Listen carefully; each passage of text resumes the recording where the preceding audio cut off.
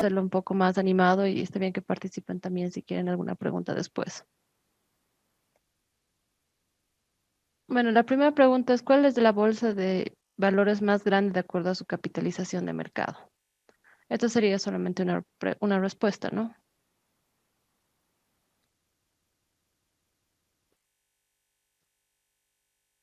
Y sí, es la bolsa de Nueva York, es la más grande del mercado, ¿no?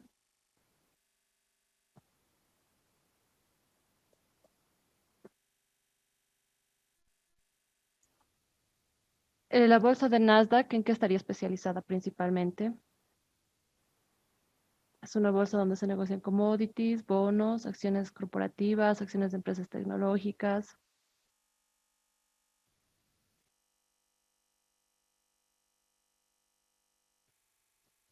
Nasdaq está especializada en acciones de empresas tecnológicas. Sí, también se cotizan otro tipo de acciones, pero está especializada en tecnología.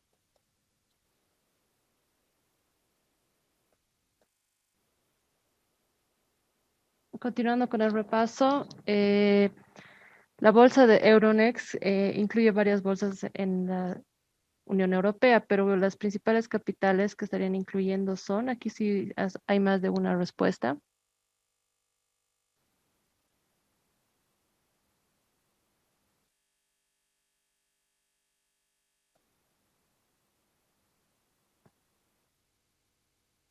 París y Ámsterdam. Las otras ciudades no están incluidas todavía dentro del Euronext.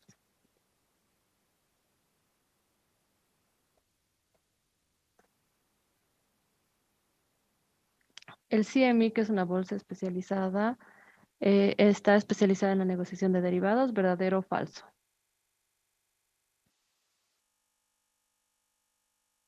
Verdadero. Sí es una bolsa especializada en instrumentos derivados.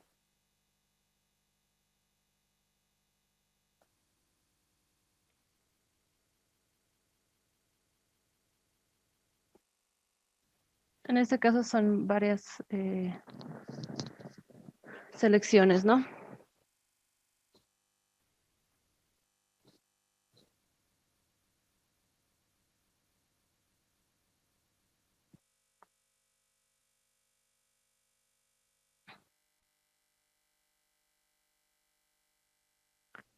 Y sí, las bolsas sí tienen la idea de ser una referencia de los retornos que uno quisiera invertir.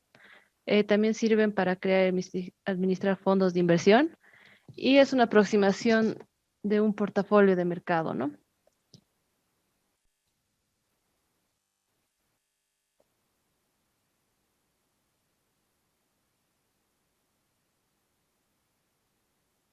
Esta es una de verdadero o falso. La curva de rendimiento es una representación gráfica entre lo que vendría a ser la madurez y las tasas de interés.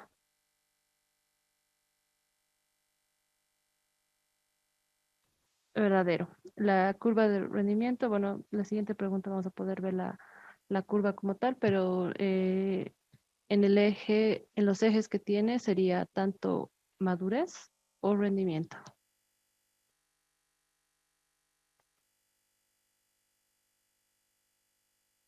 Por ejemplo, aquí esta parte son rendimientos y esta parte es madurez, ¿no?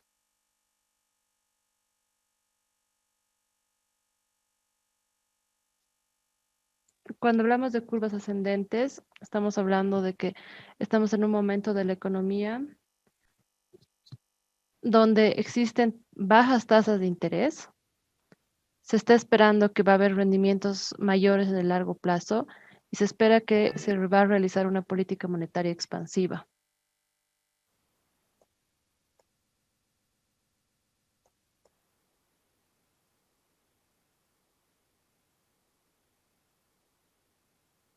Cuando tenemos una curva invertida es lo contrario, ¿no? Entonces, para que puedan responder.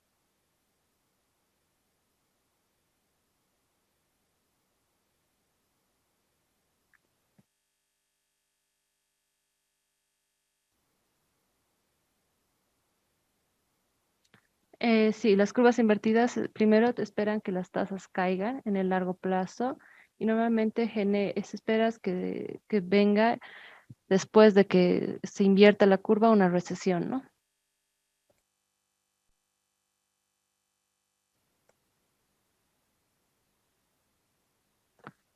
Es lo que habíamos hablado, ¿no? Cuando existe la teoría de preferencias de liquidez, asume que los inversionistas tienen preferencias a ciertos plazos.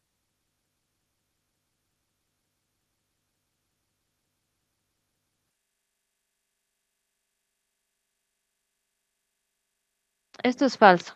En realidad, la teoría de preferencia de liquidez te está diciendo de que en el a largo plazo siempre las tasas van a ser un poco más altas que en el corto plazo porque siempre va a existir una prima de riesgo por mantener un título a un plazo mayor.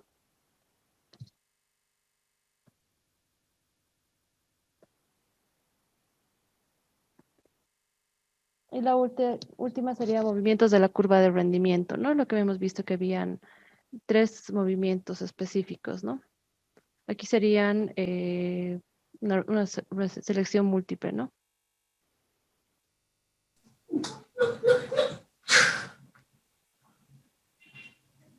Ahí está dentro de nuevo. Qué bacán. Sí, los movimientos son cambios paralelos, es cuando la curva se desplaza hacia arriba o hacia abajo de forma paralela. Cambios no paralelos puede ser que sube la parte corta y baja la parte larga, o sea que hay un cambio de pendiente. Y curvatura puede ser que, digamos, el tramo corto y el tramo largo se incrementen y el tramo intermedio se disminuya, ¿no? Bueno, en este caso, los ganadores para los puntos completos de la clase estarían los tres que han llegado temprano, ¿no? Justamente.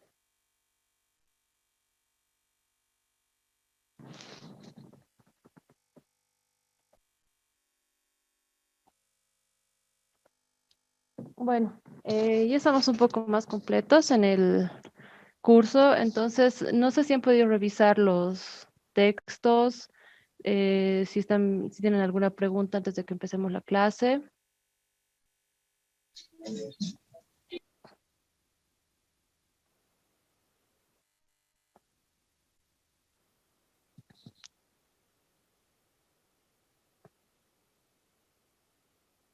Bueno, entonces si no tienen ninguna pregunta sobre el material que se les ha asignado para los trabajos, entonces podemos empezar la clase.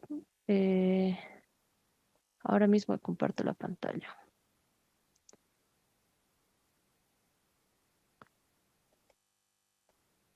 Bueno, hoy día que es la tercera clase estaríamos empezando con lo que vendría a ser los instrumentos de renta fija. Seguramente ustedes ya han visto en lo que es el mercado nacional los instrumentos, algunos de estos instrumentos. Si no me equivoco, he visto que tendrían esta materia específicamente en lo que vendría a ser valoración de bonos, reportos. En el caso de Bolivia tenemos los pagarés y también de PFs, ¿no? Y dentro de lo que es el mercado de renta fija, como hemos indicado antes, existen dos mercados, el mercado monetario y el mercado de capitales. El mercado monetario son todos los títulos que son menores a un año y en general es el dinero, el dinero que se ofrece para que las empresas puedan obtener liquidez inmediata, ¿no? También los gobiernos, por eso el plazo es corto. Por otro lado, tenemos el mercado de capitales que ya ofrecen la oportunidad de transferir esos excedentes que tienen los inversionistas a empresas o gobiernos que están en ese momento con déficit y tienen proyectos y que estarían buscando financiamiento para ellos en el largo plazo, ¿no? Para ello, dentro del mercado extranjero tenemos los commercial papers, los certificados de depósitos, que son los certificate deposits, los T-bills, que son una especie de títulos emitidos por gobiernos menores a un año, los reportos, que también los conocen, ¿no? Es el pacto de recompra, como un préstamo con pacto de recompra, y los DPFs, que son los que normalmente hace un depósito con una tasa estipulada.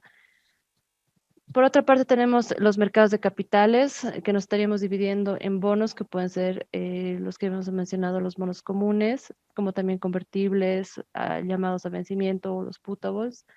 Tenemos los strips, tenemos los TIPS, los T-bonds, los asset-backed securities, los mortgage-backed securities y los collateral deposit obligations. Entonces vamos a empezar primero con el mercado de dinero y el mercado de bonos. El mercado de dinero, o sea, son instrumentos de deuda y como estábamos mencionando, no está compuesto por letras, papeles comerciales, contratos de recompra, certificados de depósito y depósitos de plazo fijo, con esta duración de menos de un año, y los bonos que ya tendrían una duración de más largo plazo.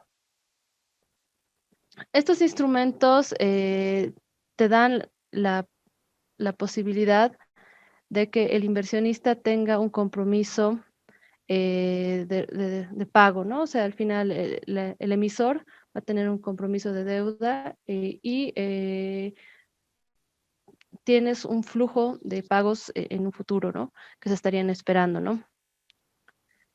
El contrato de emisión especifica principalmente las características de cada uno de estos títulos, como el monto al cual se estaría financiando, el pago de intereses, el vencimiento. También dentro del mercado de deuda tendríamos las mismas curvas de rendimiento que habíamos hablado, que estos nos van a servir como un parámetro para saber el nivel de tasas de interés que tendría la deuda de acuerdo al título y a la calidad crediticia, ¿no? En este caso aquí estamos viendo títulos de corto plazo, por eso se tiene una madurez de un mes, de un día a un año. Y bueno, las distintas tasas de interés dependiendo la curva que se estaría viendo, ¿no? Aquí se tiene, por ejemplo, la curva LIBOR, eh, que siempre te va a mostrar un riesgo crediticio más alto, y también tenemos las curvas que son de bonos, bueno, de letras del Tesoro de Estados Unidos que tienen una tasa de interés más baja, ¿no? Dentro del mercado monetario, estos instrumentos son de alta liquidez y sus vencimientos son de corto plazo. Se utilizan para prestarse entre distintas instituciones, bancos, existen también empresas comerciales que participan dentro de ese negocio, los bancos centrales de igual forma.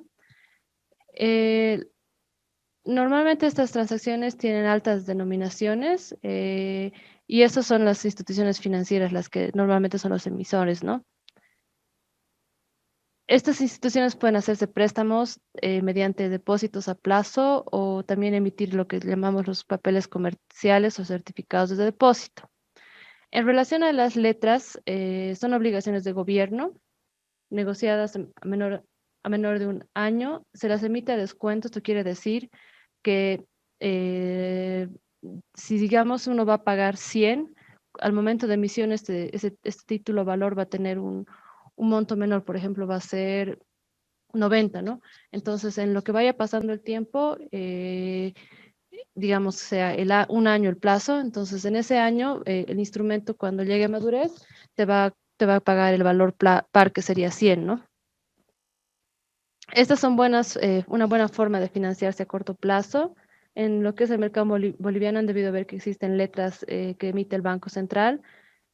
Hace mucho tiempo que el gobierno ha dejado de emitir letras, si no me equivoco, el año pasado ha emitido después de casi 5 o 6 años, pero en general son títulos que son emitidos comúnmente por todos los gobiernos, ¿no? Aquí estaría, digamos, un ejemplo de lo que vendría a ser las diferentes letras y compromisos que realiza en este caso Estados Unidos, ¿no? Y esta es la pantalla cuando uno quiere realizar la compra de estos instrumentos. Puedes acceder a la pantalla, los que nosotros le llamamos los bills, y puedes ver, digamos, en este caso, las diferentes fechas de vencimiento que tendrían cada instrumento y cómo se estaría cotizando, ¿no? En este caso aquí tienes lo que tenemos el bid y el ask, ¿no? Entonces, dependiendo si tú quieres comprar o vender este título, tú puedes ofertarlo dentro de este mercado, ¿no? Como les mencionaba, la valoración de las letras del tesoro, empiezas con un precio menor a la par y en lo que va transcurriendo el tiempo, vas a ir valorando el título, se va a ir valorando hasta llegar a su monto nominal par de, digamos, 1000 en este caso, ¿no? En relación a los certificados de depósitos, estos son instrumentos transables, son negociados normalmente por bancos y es una tasa específica que tiene un periodo corto de tiempo. Normalmente estos tienen un rendimiento un poco mayor a las letras por el sentido de que tienen un riesgo crediticio mayor, ¿no? Son emitidos por entidades privadas y normalmente dentro del gobierno, dentro de un país o dentro de una economía, los títulos, o sea, en este caso las letras del tesoro, son los que tienen la mayor calidad crediticia. En cambio, los certificados de depósito, por ya no ser parte de un ente emisor, siempre van a tener un riesgo de crédito más alto. También estos títulos son menos líquidos. ¿Por qué? Porque como son emitidos dentro de lo que vendría a ser el mercado OTC y son negociados entre partes, es más complicado que yo, siendo una persona o una entidad que ha adquirido este título, lo pueda vender en el mercado secundario, ¿no? Porque ha sido un poco, ha sido realizado o ha sido emitido, como se dice, a la medida, ¿no? Digamos, esta es una pantalla para que tengan una idea de cómo se ve, digamos, en el tema del mercado internacional, un certificado de depósito. Normalmente aquí nos menciona la fecha de madurez, la fecha en que se ha anunciado la creación de este depósito, la fecha de emisión, sus identificadores en el mercado internacional, que es lo que se conoce como el ISIN, o en el caso, bueno, de Bolivia, nosotros le llamamos las series, y cómo se estaría valorando, ¿no? Normalmente los certificados de depósito utilizan la valoración sobre 360 días. Más adelante vamos a ver, digamos que, por ejemplo, los bonos pueden estar en lo que se denomina ACT-AX, que significa que se valoran, digamos, que puede ser dependiendo cuántos días tiene el año, ¿no? 365, 366 incluso, pero este es una metodología, bueno, un tema de valoración que es muy diferente a lo que se hace en Bolivia, porque en Bolivia todos los instrumentos, sean de largo plazo o corto plazo, se los valora sobre 360. En los mercados internacionales esto puede variar y este pequeño cambio va a influir en lo que vendría a ser la valoración del instrumento, ¿no? En este caso, bueno, aquí tenemos el nombre, es de un banco comercial. Aquí lo estaríamos denominando EuroCD, como les había comentado en las primeras clases, porque este es un título que ha sido emitido por un banco que no es americano en Estados Unidos en dólares, ¿no? Entonces, aquí ya se estaría viendo un poco lo que hemos llevado. También dentro de esto, dentro de esta pantalla nos muestran las calificaciones utilizando las principales agencias de calificación internacional. Y bueno, en este caso, esta pantalla la saqué cuando estaba en el Banco Central, entonces aquí te dicen quién ha sido el que estaría comprando, ¿no? Entonces te da toda la información y las características más importantes de cada título, ¿no? En el caso de papeles comerciales, es igual un préstamo de corto plazo, pero normalmente son emitidos por corporaciones y son para financiar inventarios. El papel comercial podría ser traducido como un pagaré y normalmente, como hemos visto, digamos, hacemos una relación con el mercado nacional. Son emitidos con el tema con los objetivos de financiar inventario, capital de trabajo, o son emitidos con esos objetivos que son de muy corto plazo, ¿no? También son a descuento y reflejan las tasas de interés del mercado, ¿no? En este caso, las tasas de interés del mercado están lideradas o están referidas por la tasa LIBOR, ¿no? Pueden ser también emitidos por instituciones financieras o también por países y es también considerado un instrumento seguro para que una empresa pueda financiarse en unos cuantos meses. Solo las compañías que tienen una alta calidad crediticia y solvencia son capaces de emitir estos títulos y se emiten a través de un programa, ¿no? Hacemos una relación con el mercado boliviano, digamos, se emite el programa y dentro del programa ya la corporación o el banco puede emitir en las fechas que sea necesaria el papel comercial, ¿no? Igual acá tendríamos la pantalla de lo que es el papel comercial. Esto igual es para Banesto Financial PCR, sí.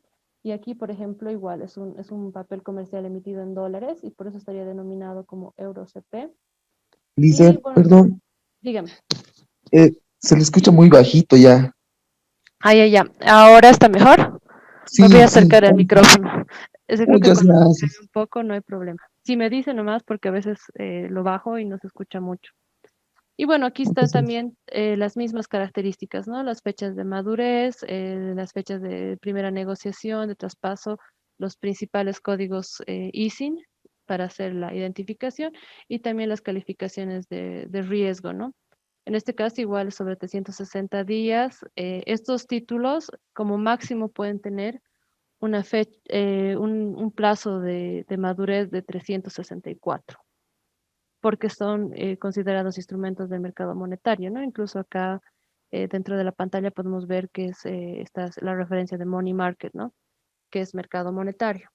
Y bueno, eh, es similar al papel, al certificado de depósito, pero en este caso los papeles comerciales tienen un poco más de liquidez y son más fáciles de liquidarlos en el mercado, ¿no? Porque implican que es un instrumento, digamos, en términos de negociación más negociable, ¿no? Disculpe una consulta. Bueno, en realidad sería un recordatorio. ¿A qué se debía el plazo de maduración? El plazo de maduración es la diferencia entre lo que vendría a ser la fecha en que efectivamente se va a realizar el pago y la primera vez, y bueno, la fecha que se ha emitido, ¿no? Ese es el plazo de maduración. Los días Entonces, de vida. sí, los días corridos. Por ejemplo, aquí estamos empezando el septiembre, bueno, sí, sería el 11 de septiembre y la madurez sería el 8 de abril. Entonces, la diferencia de los días sería el plazo de maduración en días, ¿no? Entonces sería el plazo de emisión, más o menos, ¿no? Sí, exacto. Ya. Gracias.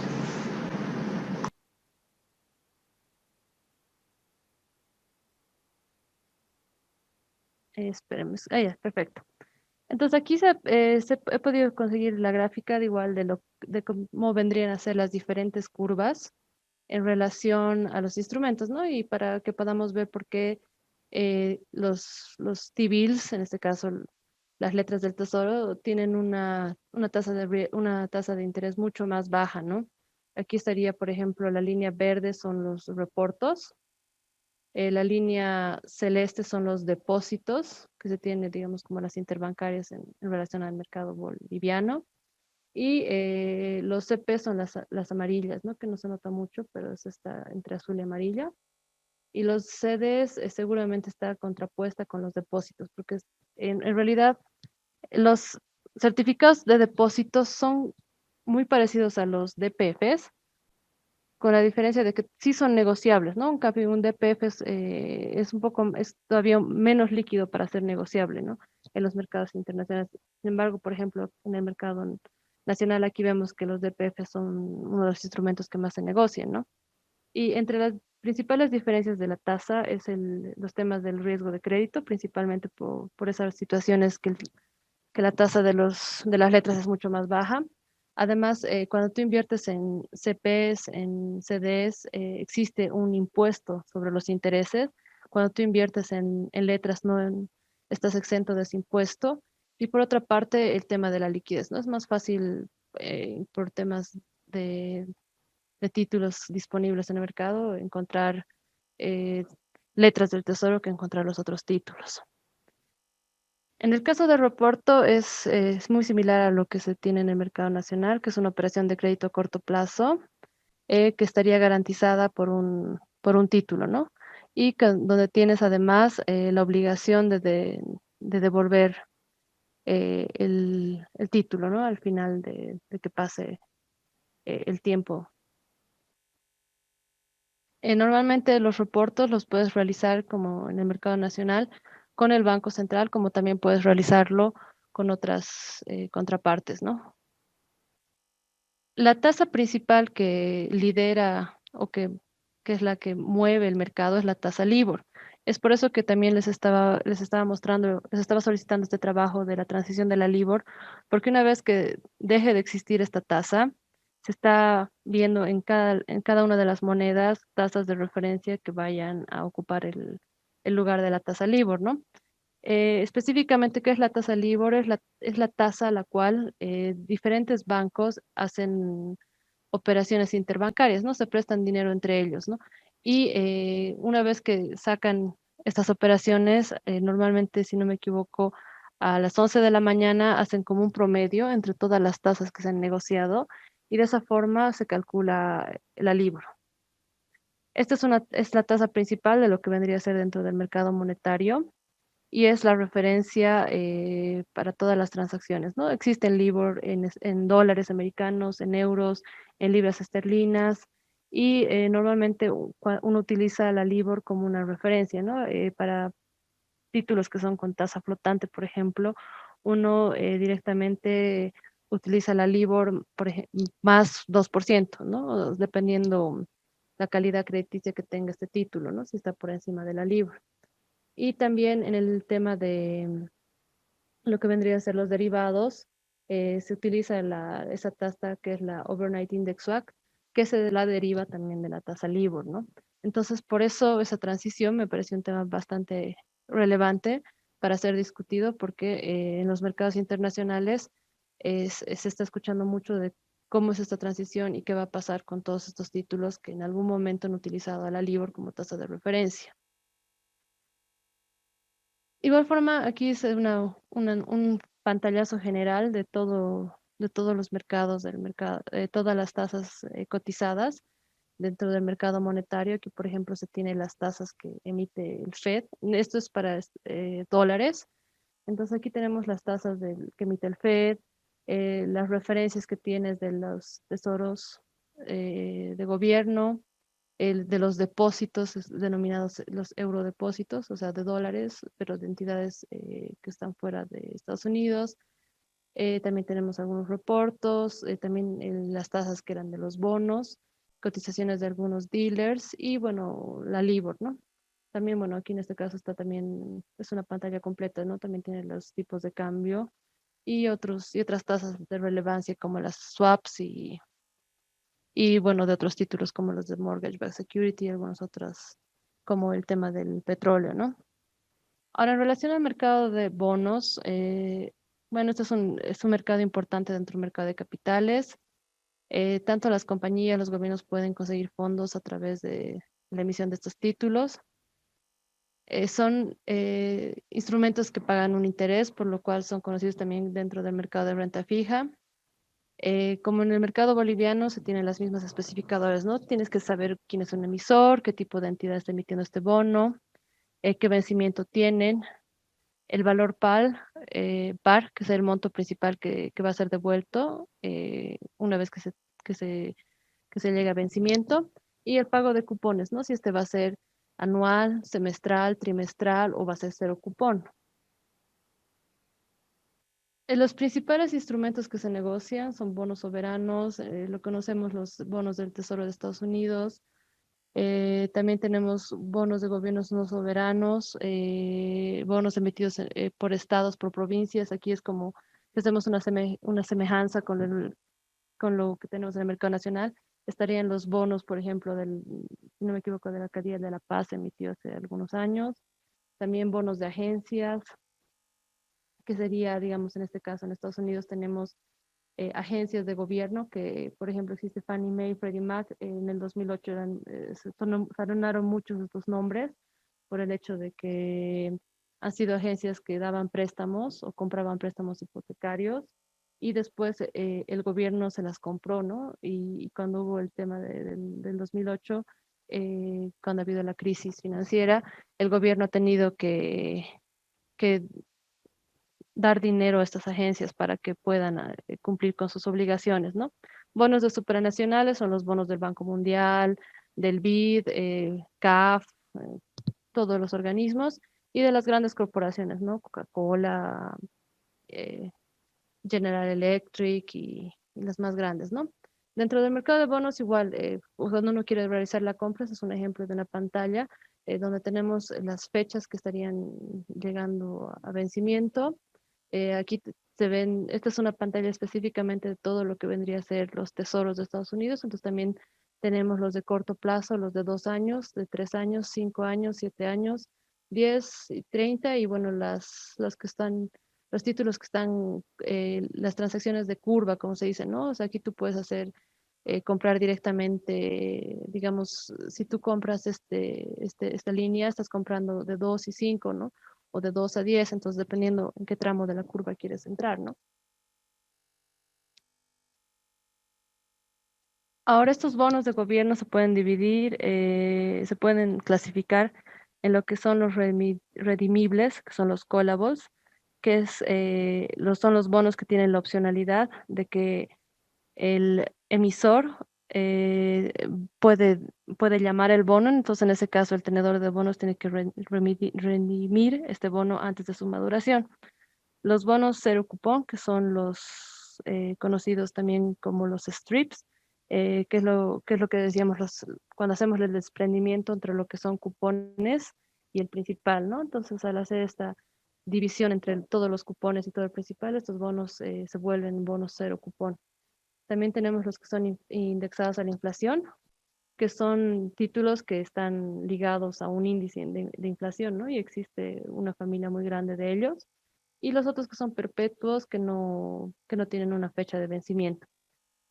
Por si acaso ya he agregado algún material, no es obligatorio, pero es para que tengan conocimiento en la nube, donde he tratado de buscar material, o sea, por ejemplo, esta parte de bonos estoy segura que ya lo vieron en las anteriores clases, porque es muy parecido al mercado nacional, entonces no valdría la pena verlo, pero sí he agregado material sobre este tipo de instrumentos y, por ejemplo, investigaciones que se ha hecho en el Banco Central relacionados a estos instrumentos en el extranjero, ¿no? Entonces he agregado un documento que era sobre riesgo crediticio, otro que ha sido específicamente de estos títulos indexado a la inflación, estrategias que se utilizan de bonos para manejo de portafolios de renta fija, instrumentos derivados como cobertura de riesgo de tipo de cambio, de riesgo de tasas de interés, de riesgo crediticio. Entonces, para los que les interese, son documentos que son de 30 a 60 hojas máximo y les puedo dar también un pantallazo más grande de todo el universo que existe en los mercados internacionales, ¿no? Porque al final tenemos solo 6 clases y tratar de entrar a detalle a cada uno de ellos es medio complicado, ¿no? Pero para los que tengan ese interés, he compartido porque sé que a veces este material no sale mucho a la luz y son documentos que han estado muy bien hechos y les va a servir para tener un poco más de ideas. En el mercado de bonos de Estados Unidos tenemos lo que son las notas de tesoro, las más conocidas, son los plazos de 2, 5 y 10 años. En el mercado de Gran Bretaña también tenemos otro tipo de bonos, pero son conocidos con el nombre de gilts y están disponibles igual en todas las diferentes fechas de maduración hasta los 30 años. En Europa también existen, cada país tiene su bono y cada país tiene su curva.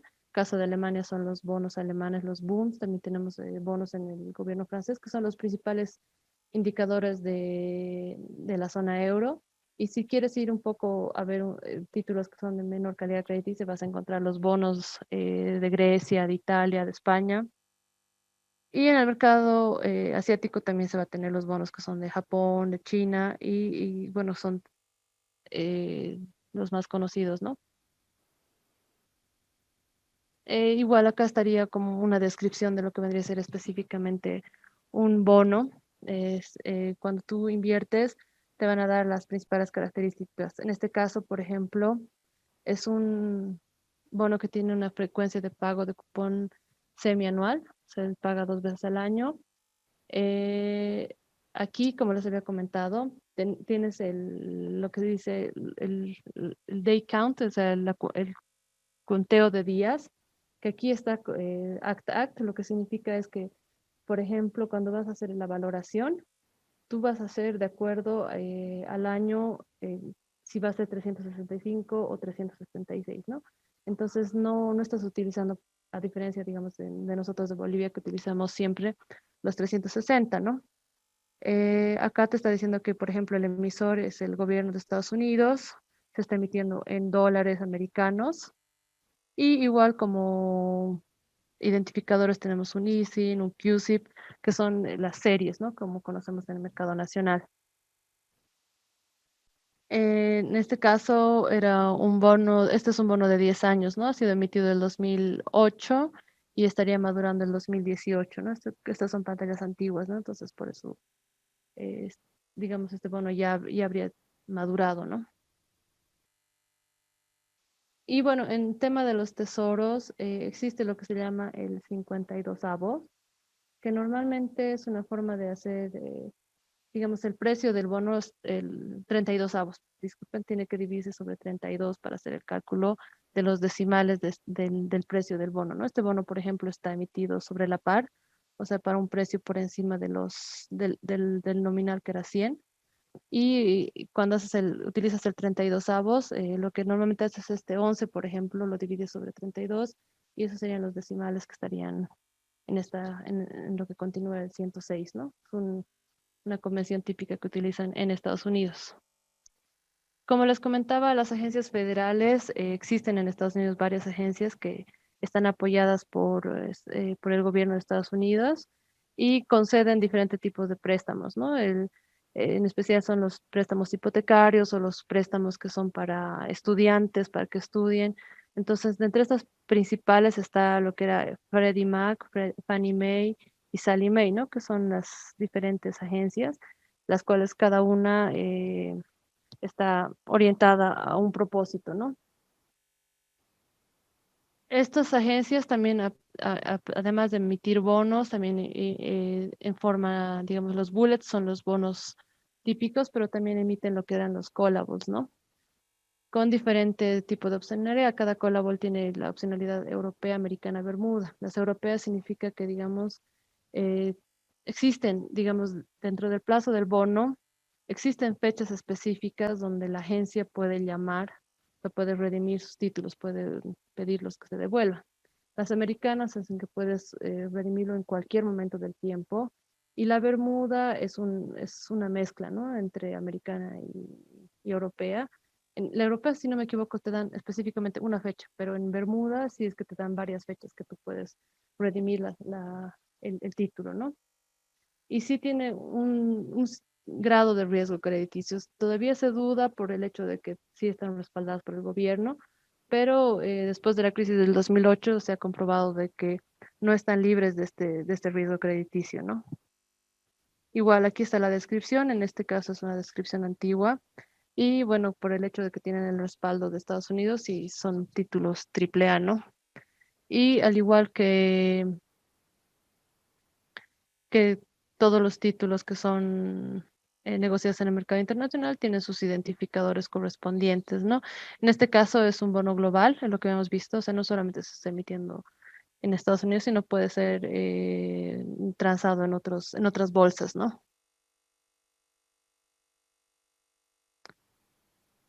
Entre relación a los bonos corporativos, bueno, se estaría mencionando todos los que son de las industrias, de servicios, también los bonos que vendrían a ser de instituciones financieras bancarias, están dentro de clasificadas como bonos corporativos, tienen mayor riesgo crediticio y muchas de ellas sí también emiten con opcionalidad, ¿no? Con opcionales put o con opcionalidades call, ¿no?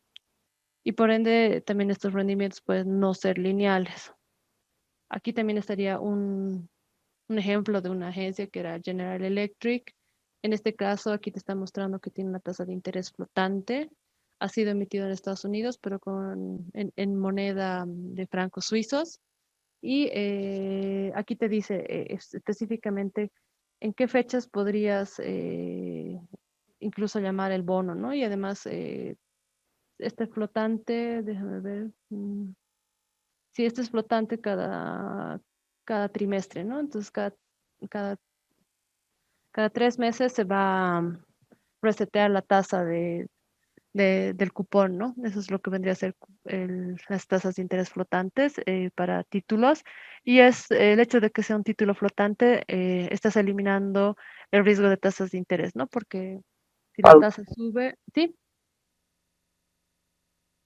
¿Aló, aló? ¿Aló? ¿Tenían alguna pregunta?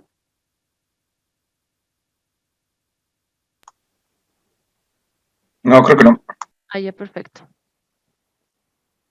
Entonces, bueno, pasando un poco para tener una idea en general de lo que son otros tipos de títulos, he mencionado lo que vendría a ser los mortgage-backed securities, que han sido los que se hablaba mucho en la crisis del 2008, que específicamente son emisiones como titularizadas de deuda hipotecaria, ¿no? O sea, aquí ponen como colateral un grupo de hipotecas con características similares y, bueno, ese tipo de títulos está sujeto al riesgo de prepago y bueno, lo que era el riesgo del modelo, ¿no? Es lo que normalmente, bueno, han debido ver algo de estructuración, si no me equivoco, crean como un patrimonio autónomo donde ponen como colateral diferentes grupos de hipotecas, ¿no? Entonces, los iban clasificando, bueno, los clasifican más bien, no es que dejan de no es que haya dejado de ver estos títulos, sino los clasifican de acuerdo al tipo de calidad crediticia que tienen que cada una de estas hipotecas, ¿no? En Estados Unidos existe como un ranqueo de los préstamos, entonces se dividen de acuerdo a al puntaje, ¿no? de crédito que tienen los prestatarios. Entonces, cuando crean ese tipo de patrimonios autónomos donde meten cada hipoteca, buscan que tengan características similares en temas de riesgo y las van estructurando de esa forma, ¿no? Normalmente estos títulos siempre hay que tomar el riesgo de prepago porque como aquí en Bolivia, si uno saca un crédito, tiene la opción de pagarlo anticipadamente, ¿no? Y en este caso se ha puesto los ejemplos, digamos, de Fannie Mae, que concedía, digamos, créditos hipotecarios digamos en este caso, a 10 años y después utilizaba estos créditos, los pedía un patrimonio autónomo y el patrimonio autónomo emitía títulos y de esa forma Fannie Mae volvía a conseguir liquidez y con esa liquidez volvía a dar más créditos, ¿no? Ese es más o menos el círculo que tienen este tipo de títulos que son las mortgage-backed securities, ¿no? También este tipo de agencias, también, bueno, los bancos en especial hacen la emisión de lo que vendrían a ser los asset-backed securities, que tienen la misma estructura, con la diferencia de que ahora dentro de tus patrimonios autónomos tú vas a poner créditos de tarjetas de crédito, créditos de consumo como los automóviles, también puedes encontrar créditos de vivienda y otro tipo de créditos, ¿no?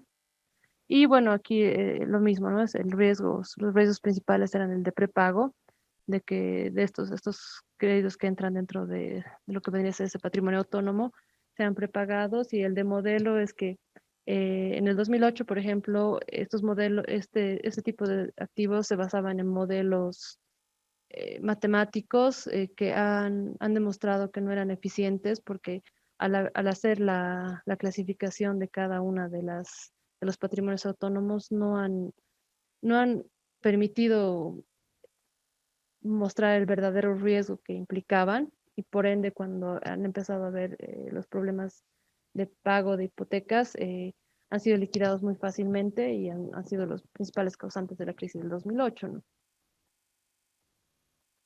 En relación a la elaboración del bono, tengo entendido que ya han llevado este material, pero bueno, no está de más volverlo a ver.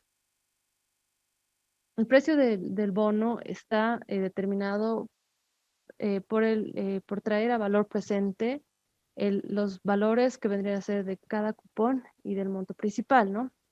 Eh, En el tema de la evaluación del bono, hay que tomar en cuenta de que existe un rendimiento al vencimiento, lo que en inglés se llama el yield to maturity, y que es una tasa promedio anual si se compra un bono y se lo mantendría hasta su madurez.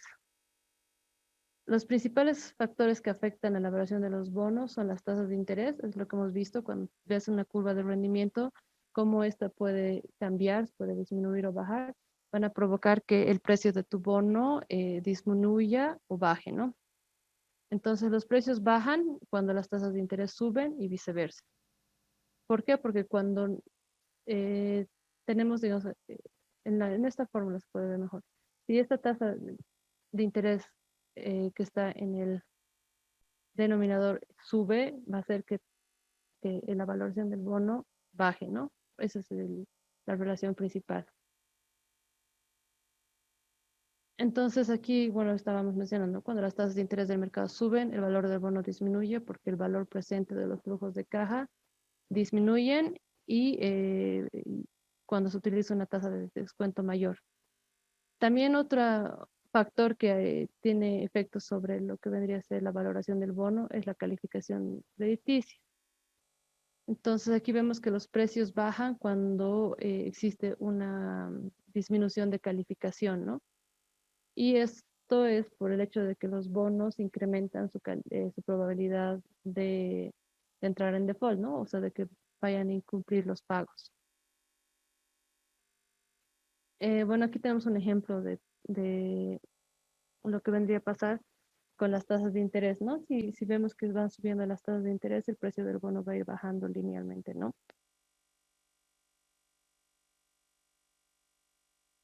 Bueno, como en el mercado accionario, cuando tienes un mercado secundario que es activo, el valor del mercado de un bono va a fluctuar de manera continua hasta llegar a su madurez, ¿no? Aquí se ha tomado el ejemplo, por ejemplo, de un bono que tiene 6 años, que va pagando cupones anualmente del 5% con su valor nominal de 100 y el rendimiento, como la tasa de interés va a ir cambiando y cómo este precio iría variando, ¿no? En un principio, si vemos, cuando es par, 5,5, tendríamos que el precio está en un nivel de 100, ¿no? Si tienes tasas menores, el precio del bono se va a empezar a valorar y si tienes tasas mayores, el precio del bono va a empezar a decrecer.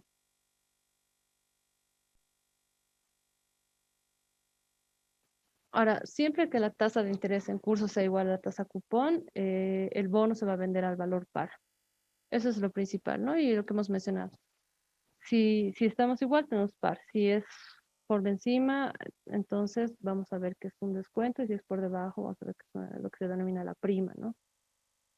Ahora, ¿qué pasa con los bonos? También tenemos medidas convencionales, ¿no? O sea, se conoce lo que vendría a ser el rendimiento corriente, el rendimiento a maduración o el rendimiento al llamado, ¿no?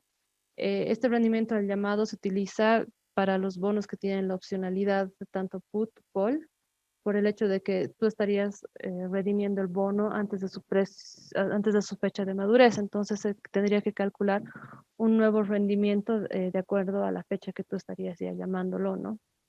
En el caso del rendimiento de madurez, es lo que nos mencioné anteriormente, y bueno, el rendimiento corriente, ¿no? Que es la medida que también se utiliza para los depósitos. Ahora, ¿qué pasa con el riesgo, no? El riesgo es un tema bastante importante en lo que es las inversiones.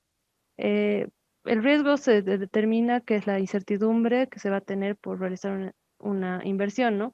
O es la probabilidad de que la inversión no vaya de acuerdo a lo que uno ha planeado, ¿no? Ahora, el hecho de que disminuyas los riesgos no significa que vas a tener mejores retornos, pero es por lo menos disminuir esa incertidumbre o volatilidad que van a tener, ¿no? Entonces también ves que a mayor riesgo también tendrías un retorno potencial mayor. Diferentes medidas de riesgo se utilizan, entre esas está lo que vendría a ser la volatilidad, que nosotros la utilizamos o la calculamos mediante la desviación estándar de los rendimientos. Y esta es una medida de desviación o de dispersión que se utiliza en estadísticas, ¿no? Y esto nos va a mostrar qué tan disperso están los retornos, ¿no? Tienes mayor desviación estándar, significa que tienes mayor riesgo por el hecho de que tu título en el cual estés invirtiendo va a ser mucho más volátil y va a ser más difícil poder estimar un posible rendimiento, ¿no?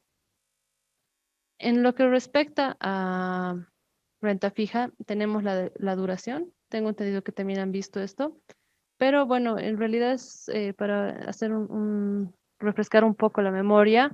La duración nos mide la sensibilidad del precio a cambios de la tasa de interés. Y es el riesgo que específicamente es el riesgo de tasas de interés, ¿no? esta medida nos ayuda a plasmar este riesgo, ¿no? Con un número. Intuitivamente es el tiempo promedio en el cual se espera recibir el flujo de efectivo de un instrumento, ¿no? Entonces acá tenemos distintas medidas. Tenemos lo que vendría a ser la duración de Macaulay. Bueno, aquí está un pequeño gráfico de lo que vendría a ser la duración y cómo se ve. Cuando nosotros tenemos un bono cupón cero, tenemos que el total del pago se estaría concentrando en el único, al final de la duración, bueno, al final del vencimiento del título, ¿no? Por eso cuando un bono es cupón cero, la duración es similar a la maduración, a la madurez. En cambio, cuando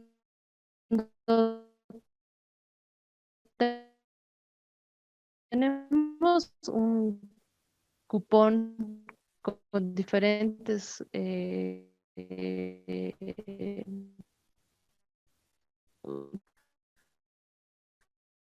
la madurez pues, se ha realizado pagos, ¿no? Entonces, por eso también aquí vemos que la duración podría determinarse como un centro de gravedad, ¿no? Disculpe, no sé Bueno, si dígame. solo fue mi equipo, pero no se escuchó muy bien toda esa parte, toda esa presentación. Entrecortado. ¿Me siguen escuchando? Sí, Ahora sí. hubo algo con la velocidad, se cortaba el sonido. Ah, ya, ya, perfecto, perfecto. Tal vez es mi micrófono. Ya, lo que quería decir aquí es que, bueno, es un ejemplo, ¿no? Del gráfico donde muestra cómo la duración, en este caso, digamos, sería el ejemplo de un bono cupón cero, como todo está concentrado a la fecha de madurez, la duración es muy similar a a la madurez. En el caso de un bono que tiene cupones, vemos que ya se han realizado diferentes pagos a lo largo del tiempo antes de llegar al principal. Entonces, la duración tiende a ser un poco menor a lo que tenemos de madurez, ¿no? Por eso se determina también, se puede decir que la duración es una especie de centro de gravedad, ¿no? Y te da una variación te da una idea de cómo varía el precio respecto a cómo se va moviendo la tasa de interés, ¿no? Eso vendría a Entonces, ser el plazo económico, ¿no? exacto, en lo que vemos acá en Bolivia es el plazo económico, ¿no? En lo que lo denominan en los mercados extranjeros es la duración. De acuerdo. Ahora, respecto a lo que vendría a ser la duración de Macaulay, bueno, es una como maduración promedio ponderada de cada uno de los flujos, ¿no? Porque aquí estás ponderando cada cupón de acuerdo a su peso, ¿no? Entonces, por eso, cuando uno ve por primera vez, digamos, esta ecuación, te muestra algo confusa, pero lo que está haciendo es que cada cupón se vaya ponderando por qué valor tiene de acuerdo a todos los flujos, ¿no? Entonces, normalmente, el último flujo que tiene el cupón más el principal siempre va a tener mayor ponderación. Entonces, acá también te está diciendo, ¿no? Que los pesos son los valores representados en cada uno de los flujos de efectivo como porcentaje del valor presente de todos los flujos, ¿no? Entonces la idea también es, normalmente en esta ecuación, para hacerla más fácil de recordar, siempre en la parte inferior va a estar el precio del bono que va a ser determinado al traer el valor presente de los cupones y del principal. Y también vas a tener en la parte de arriba lo que vendría a ser el promedio ponderado de los flujos, ¿no? Porque cuando uno va a ir descontando, va a ir agregando un peso relativo a cada uno de estos flujos de cupones, ¿no? Ahora, tenemos también lo que es la duración modificada, que es básicamente la duración de Macaulay sobre uno más la tasa de interés y la frecuencia de pagos del cupón, ¿no?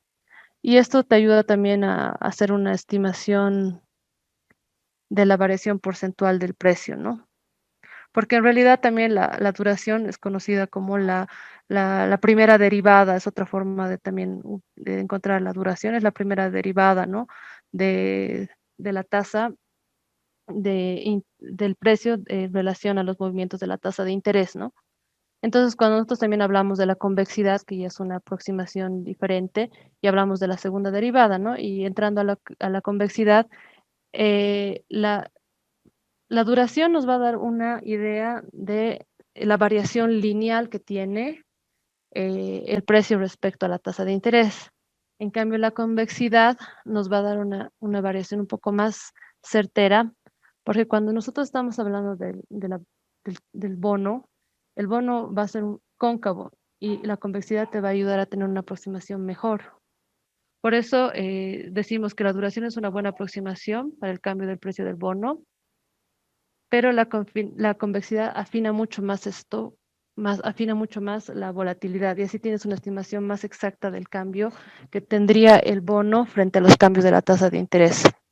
Y lo que les mencionaba, ¿no? La convexidad se denomina como la segunda derivada del precio del bono respecto a su rentabilidad y te ayuda a tener una medida de la curvatura, ¿no? Del precio.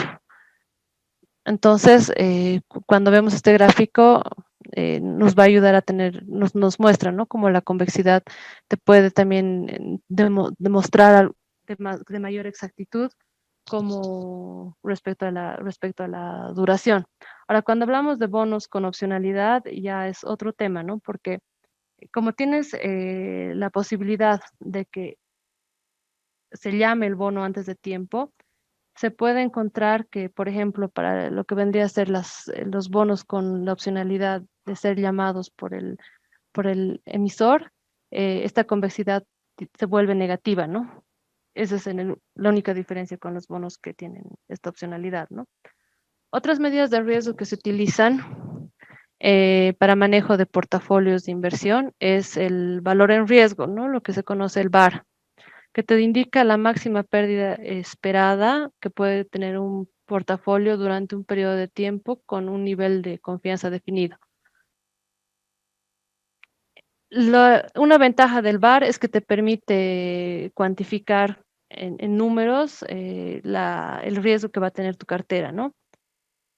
Entonces, también se utiliza el VaR relativo, que puede medirte las diferencias máximas en retornos, que se puede presentar contra un mercado objetivo, ¿no? O sea, contra un benchmark. Y el nivel de confianza, tú puedes poner a un nivel de confianza, como en estadísticas, ¿no? Del 99, del 95%, ¿no?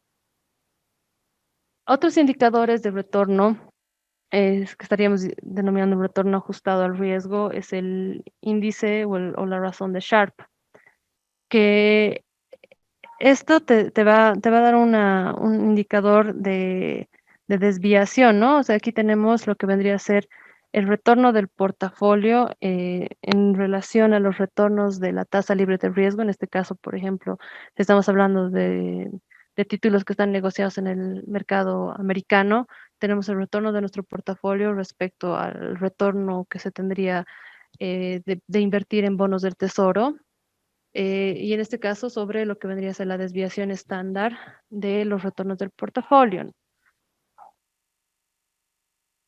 Entonces acá te va a dar una medida de cuánto es el riesgo asumido en relación a lo que es los activos libres de riesgo, ¿no?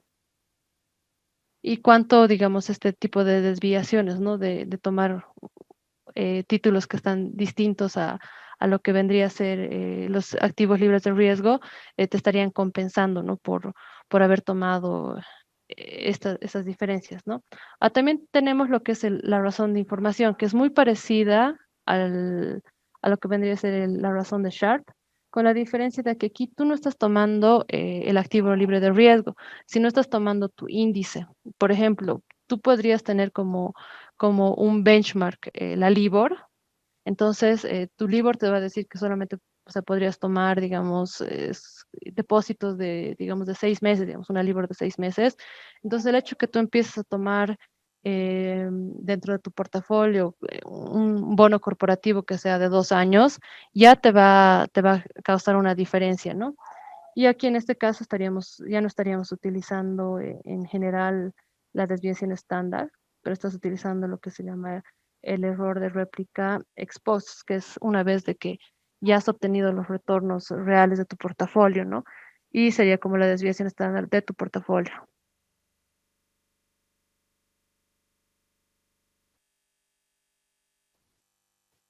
Bueno, esto sería lo que había preparado para lo que es la renta fija, ¿no? Ahora, les había mencionado que he subido algunos documentos que son interesantes, donde podrían ustedes ver en la plataforma algunos trabajos que se han hecho. Específicamente he buscado los que son del Banco Central, donde se mencionan diferentes mercados, ¿no? Estoy buscando en mi computadora para que los vean. En realidad son trabajos sobre el mercado de oro, sobre el mercado chino, también los títulos de los TIPS, que son estos títulos que son indexados a la inflación, que ya no los he puesto para considerar porque me parecía muy larga toda la explicación que vendría a ser de los TIPS. Pero son documentos que me han parecido bastante interesantes, ¿no? También hay otros que son respecto al riesgo crediticio, cómo pues, se mide el riesgo crediticio de acuerdo a los enfoques de Basilea, por ejemplo. Entonces, Había bajado la tienda, ¿eh? no sé si tendrían algunas otras preguntas para que podamos entrar más en detalle o quisieran ver algún algún tema más, porque me he dado cuenta que tal vez me he acelerado un poco en la presentación.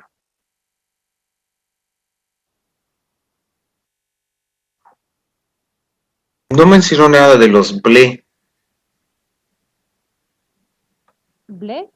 o está dentro de algún grupo, sí, los bonos que normalmente se invierte acá en Bolivia, en el extranjero. Mm, como los bonos soberanos, que son, No, esos son los BCE, ¿no ve? ajá, los bonos soberanos que ha emitido, bueno, Bolivia y han tomado las FPs en su mayoría, ¿verdad? No, vi en algunas carteras de las SAFIs que tienen Ya. invertido en BLES. O sea, es la Ah, inicial del título, bonos, BLE. bonos en el extranjero, ¿no? Sí, Esas las que exactamente. son como General Motors, no sé. Creo que eso se refiere. Sí, Ya, pero esos son como los bonos corporativos. Justamente tendría que ser. A ver, voy a compartir mi pantalla. Ah,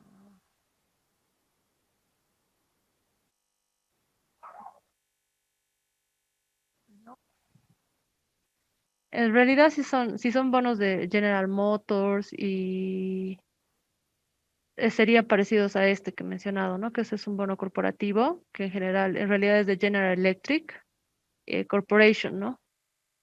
Entonces tendría que ser parecido a este tipo de bonos el que me estás mencionando, ¿no? Porque no, o sea, sí, entiendo que den- sí. dentro Ahora, de lo que es el universo de bonos no podría haber otros más. estos bonos corporativos ¿Ya? se emiten así a cupón cero, me dijo, oye, tasa de interés, cupón Mm, ceros, ¿no? No, o sea, pueden ser emitidos digamos, a elección del emisor, ¿no? Pueden ser cupón cero, pueden ser con cupones anuales, semianuales, pueden ser con cupón flotante, o sea, depende del estructurador qué tipo de formato quisieran darle, ¿no? O sea, todos los bonos que se emiten, o sea, Ujú. en el mercado pueden tener la estructura que se decía, no tienen una estructura, por así decirlo, como acá en Bolivia, que sí tiene que tener cupón siempre y tiene que ser pagado semianual, ¿no? Allá puedes variar de la forma en que bueno, que el emisor vea conveniente, ¿no? O de acuerdo a sus cálculos de flujos, ¿no? Porque normalmente cuando emites un título, el emisor va a hacer como una especie de análisis de activos y pasivos, de ingresos y egresos, y va a tratar de adecuar esta estructura a los pasivos que ya tienen, ¿no? Entonces va a ver cuál estructura le conviene más. Estos bonos, y, al igual que los nuestros, se evalúan también a precios de mercado.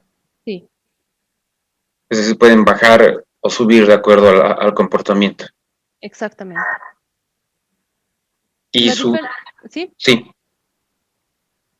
la diferencia que tenemos con nosotros es que, bueno, por ejemplo, la ASFI tiene un sistema de valoración que es por números, si no me equivoco, ¿no? Entonces asigna como una clasificación a los bonos que entran, digamos, de acuerdo bueno, a su número o a su serie, le asigna rangos. un rango, exacto. Entonces, si se mueve un título de ese rango, va a modificar la valoración de tu bono, además que tiene que entrar dentro de unas bandas. En cambio, ese es el sistema que utiliza el ASFI, ¿no? En cambio, en lo que vendría a ser el mercado en Estados Unidos, utilizan la curva y utilizan el tema del fair value. Entonces, por ejemplo, cuando tú tienes una curva, todos los títulos van a estar en base o sea, tu curva de referencia va a ser, en el caso de Estados Unidos, tu curva de bonos del tesoro. Bueno, esta curva es hasta un año, ¿no? Entonces, digamos que esta va a ser tu curva de referencia, pero digamos General Electric, porque tiene mayor riesgo crediticio y todo, va a también tener su curva, una curva que va a estar por encima. Entonces, si esta curva, que es la de referencia, que es la de Estados Unidos, se va a mover por política monetaria o por sentimientos del mercado, por mayor riesgo o menor riesgo, entonces implícitamente también se va a mover esta curva, ¿no? Y esta curva que es, digamos, de General Electric, si la tomamos como ejemplo, digamos, también se va a mover por características propias del título, ¿no? Digamos que ha habido una noticia de que General Electric va a dejar de producir porque ha habido algún problema climático y se han arruinado sus, eh, sus, sus industrias, no sé, entonces va a tener más riesgo, entonces la curva se va a empezar a desplazar hacia arriba y se va a alejar de la curva de tesoros, ¿no? Entonces ahí, eh, utilizando esa curva que ya se construye para bonos corporativos, se va a valorar el título. No sé si se me deja entender un poco, porque a veces en ese tipo de temas me acelero mucho y no se me entiende. Lo siento. Ah, ya. Bueno, me quedó la duda de que si, digamos, se tiene información negativa de este emisor de General Electric, ¿por qué la curva se subiría? Porque, o sea, el mayor interés, digamos, pues Exacto, subiría la tasa de interés. exacto. Mientras más riesgo va a haber, o sea, o sea, vos como emisor vas a tener que pagar más alto, ¿no? O sea, en realidad estos títulos no, o sea, ya el emisor ha pagado, ¿no? Pero el hecho de que su curva suba te va a mostrar mayor riesgo de parte de este emisor, porque te está mostrando que si quisiera volver a emitir un título, digamos, lo pongamos así, va a querer emitir, digamos, ahora y ha aumentado su riesgo, va a tener que pagar más caro para que la gente le preste. Ah, ya. Entonces, Ah, su curva va a subir. En cambio, cuando mejoran las condiciones, las curvas empiezan a bajar ya, en ya. lo que es corporativo. Entonces, si, digamos, por ejemplo, si aquí tuviéramos lo que vendría a ser la curva de Estados Unidos y esta curva empezara a bajar, se empezara a alinear a la de a la curva, digamos, de referencia, uno te está mostrando que vas a tener menos spread, o sea, te está diciendo que está mejor para el corporativo, ¿no? Porque está cada vez más cerca a lo que vendría a ser la tasa libre de riesgo. Entonces, cuando se aleja, te está diciendo de que tiene mayor riesgo, entonces tienes que pagar más. Y cuando tú trabajas con lo que son los benchmarks, el hecho de que se aleje de lo que tú tienes, tu comparador referencial, te va a afectar a tu portafolio. Va a provocar que tu portafolio muestre menores rendimientos que tu tasa de referencia. Y cuando tú haces esa valoración corporativa, o sea, tú puedes estar diciendo que te está yendo peor que tu, que tu portafolio y ahí estarías mostrando que no estás haciendo una administración, digamos, adecuada, ¿no? Entonces, eso es lo bonito, digamos, del mercado internacional, porque tú puedes hacer ese tipo de comparaciones. Acá es muy difícil, si tú tienes tu cartera, la EDB te va a mandar tu valoración del título, pero no vas a tener una comparación respecto a qué, ¿no? En cambio, cuando ya tienes ese tipo de análisis con curvas, tú vas a poder ver, digamos, que los bonos AAA o empresas que son AAA siempre van a estar muy cerca a los activos libres de riesgo y los otros títulos que tienen una calificación más baja siempre van a estar un poco por encima, ¿no? Y vas a poder ver esas diferencias, cosa que acá no se puede, ¿no? Y como un dato de referencia, no sé si logro ver las tasas que están teniendo estos bonos corporativos, si están, si están en mejores condiciones que los bonos locales, es decir, o te conviene más invertir en bonos emitidos acá o en bonos emitidos en el exterior. Y yo no he visto, puedo averiguar para el lunes, puedo preguntar que me pasen algunas curvas, pero así, digamos, por lo que conozco del mercado, acá te tendrían que estar pagando más tasas de rendimiento que en el extranjero, porque Por el acá tú riesgo. tienes, por el riesgo, porque aquí implícitamente ya tienes el riesgo país. Entonces, por ejemplo, actualmente en Estados Unidos, con la política monetaria y que tiene el Fed, que es una política por el tema del COVID, que están con tasas cero, en realidad todos los títulos están con tasas muy bajas. Ah, ya.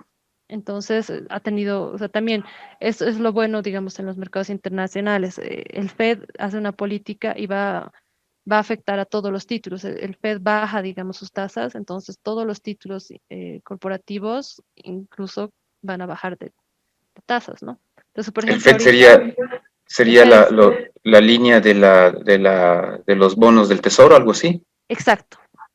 El Fed es, la curva del Fed es la que mueve el mercado en Estados Unidos, porque es la curva de todos los bonos del tesoro, ¿no? Y específicamente cuando el Fed hace su política monetaria, utiliza una especie de tasa de reporto que digamos nosotros tenemos en el Banco Central de Bolivia, y cuando ellos deciden mover su tasa de referencia, que se denomina el Fed Fund Rate, entonces, de acuerdo a cómo va moviendo, va a afectar, ¿no? Entonces, si no me equivoco, esperen 2 segundos, en la clase uno creo que he puesto esto del Fund Fund Rate.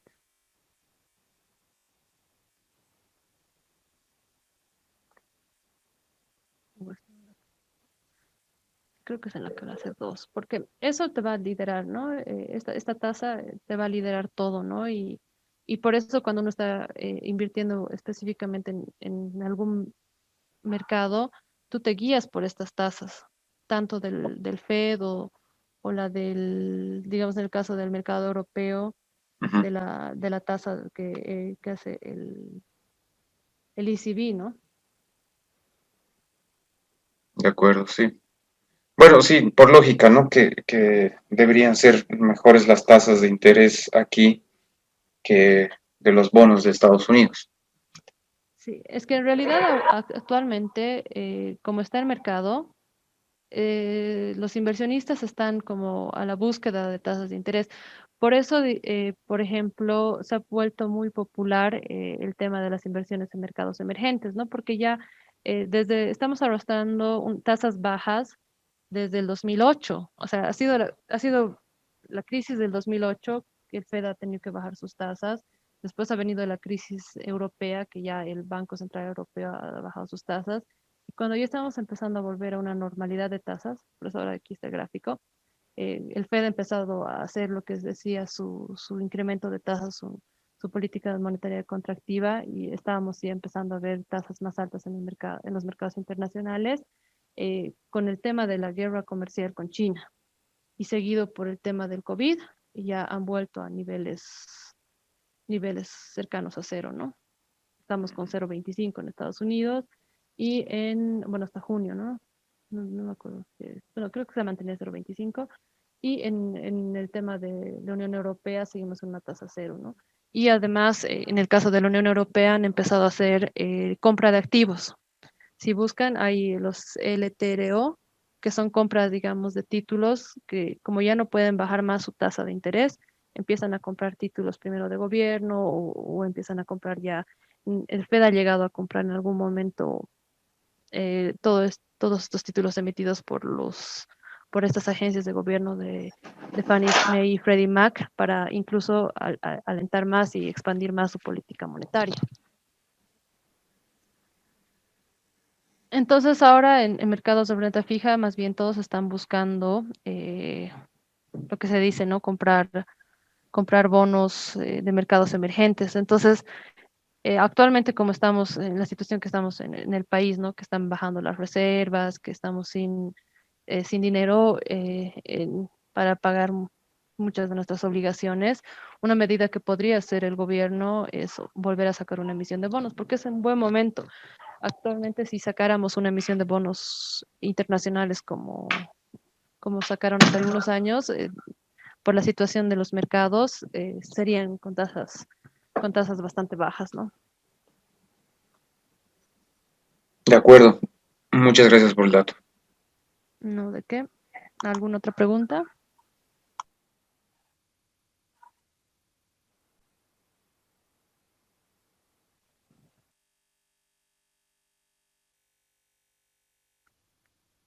No sé cómo les ha ido con los trabajos, si han tenido algún problema, están pudiendo encontrar la información.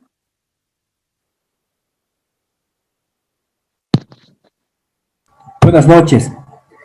Una consultita. Ahorita estoy entrando a la plataforma para ver todos los datos de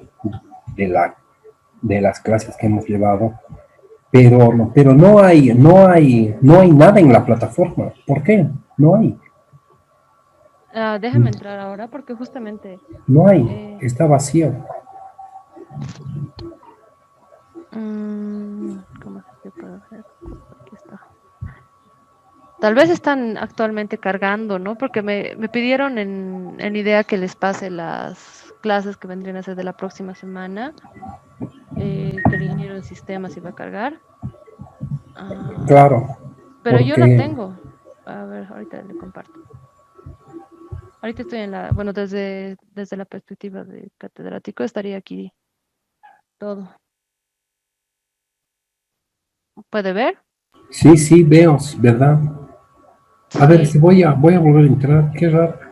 Ahora aquí les he incorporado eso de material complementario, o sea, es para que tengan curiosidad, ¿no? O sea, como trabajo sobre TRIPS y riesgos crediticios, mercado chino, el mercado de oro, no sé quién estaba haciendo oro, le va a servir un poco, el tema de derivados como coberturas y administración activa, ¿no? Para que vean, porque bueno, la verdad, esto de administración activa es bien interesante, pero es bastante largo y ya no los podría incorporar, ¿no? Pero a veces estos materiales son justamente publicados del Banco Central y los publican en la página, pero no les dan, digamos, la publicidad necesaria. Entonces, una persona no entra a la página del Banco Central a revisar qué han publicado, ¿no? Entonces, eh, para los que les interese, hay ese tipo de investigación que alguna vez se ha realizado en el banco, por lo menos en el área de reservas cuando yo trabajaba y hay otros temas, ¿no? También cada área tiene sus temas de investigación, pero por lo menos para lo que es mercados internacionales estaría ahí. Y bueno, sí está funcionando la página. Tal vez el momento que he entrado, justamente estaban cargando algo y no estaría funcionando. No Qué sé si tienen raro. otra pregunta. Sí, estoy entrando ahora otra vez y nada, es que solamente tengo el módulo 8.